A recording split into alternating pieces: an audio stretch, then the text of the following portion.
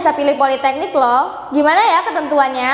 Yuk langsung aja kita bahas di video kali ini.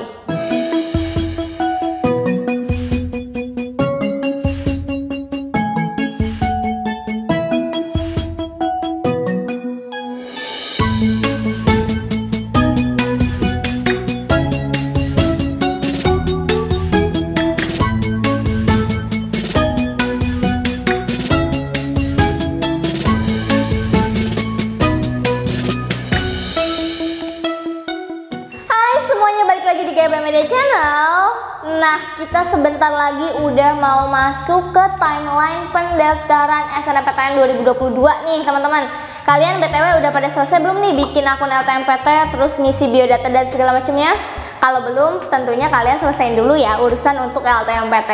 Nah, nanti setelah itu baru deh di tanggal 14 Februari sampai 28 Februari kalian mulai daftar SNMPTN. Yang paling penting di SNMPTN tentunya kalian harus udah tahu prodi atau program studi apa yang mau kalian ambil dan di PTN yang mana. Nah, ngomongin tentang PTN, biasanya kan kalau teman-teman taunya SNMPTN ini untuk universitas gitu ya, atau institusi negeri gitu.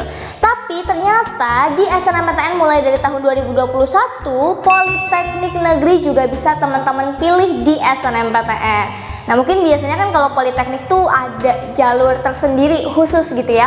Tapi mulai dari tahun 2021 kalian juga bisa memilih politeknik di SNMPTN. Ketentuannya gimana? Nah, teman-teman harus tahu dulu nih, untuk politeknik yang masuk di SNMPTN itu ada 40 politeknik negeri ya. Nanti di akhir aku akan tampilin data-data atau nama-nama politeknik yang masuk dan bisa kalian pilih di SNMPTN beserta program studinya. Ya, jadi ada sekitar 40 itu lumayan banyak ya, dan bisa teman-teman ambil gitu untuk jadi salah satu pilihan di SNMPTN. Terus untuk politeknik negeri yang nanti masuk di dalam SNMPTN itu, teman-teman memang nggak bisa pilih semua program studinya, hanya khusus untuk program studi diploma 4 atau D4.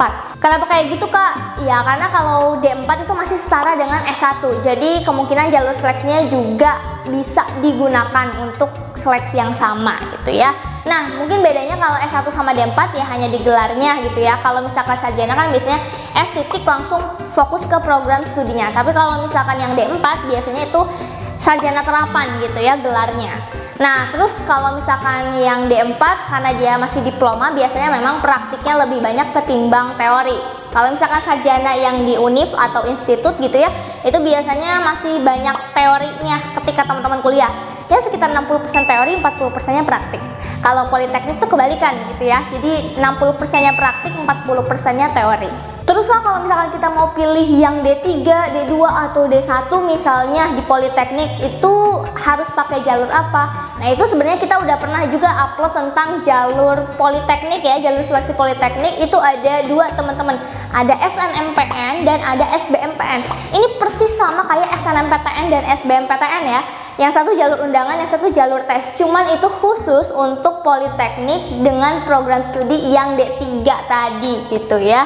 Kalau misalkan D4 itu di SNM, di SBM. Kalau D3 itu di SBMPN atau SNMPN. Biasanya sih kalau untuk D2 atau D1 sekarang udah nggak terlalu banyak gitu ya. Jadi fokusnya itu ke D3 sama D4 teman-teman. Nah, terus boleh nggak kan nanti di SNMPTN aku pilih yang satunya tuh univ S1, yang satunya lagi D4? Boleh banget teman-teman ya, boleh banget. Ini nggak ada ketentuan kayak misalnya SMK harus ngambilnya politeknik semua atau yang dari SMA ngambilnya untuk univ aja semua, enggak. Jadi teman-teman bisa mencampurkan semuanya, tentunya itu balik lagi ke masalah domisili dan keketatan. Itu tetap harus dilihat ya. Jadi untuk jurusan-jurusan atau program studi yang lebih ketat itu ditaruh di pilihan satu, yang lebih longgar ditaruh di pilihan kedua. Itu nggak lihat dari politeknik atau dari universitas gitu teman-teman ya. Jadi boleh nih teman-teman dari sekarang mencari tahu program studi apa kira-kira dari politeknik yang mungkin teman-teman minati untuk diambil di SNMPTN. Dan biasanya kalau politeknik itu jurusan-jurusan atau program studinya lebih sedikit khusus, lebih sedikit spesifik daripada yang ada di universitas. Terus satu hal lagi nih teman-teman yang paling penting, biasanya kan kalau anak-anak SMK tuh suka bingung kan ya. Kemarin juga kita sering banget ngebahas tentang linjur anak-anak SMK. Kak, boleh nggak sih kita tuh ngambil jurusan yang nggak sesuai sama jurusan kita di SMK? Nah, sebenarnya kalau teman-teman bingung nggak ada jurusan yang linear di universitas, teman-teman bisa cari di politeknik, karena politeknik itu benar-benar lebih memprioritaskan, biasanya lebih memprioritaskan anak-anak SMK, karena itu lebih linear untuk jurusan-jurusannya. Tapi bukan berarti anak SMA nggak bisa, anak SMA juga bisa. Cuman biasanya kalau kita bagi porsinya, anak SMA itu memang dipersiapkan untuk universitas, kalau anak SMK itu dipersiapkan untuk politeknik gitu. Jadi itu yang lebih linear ya.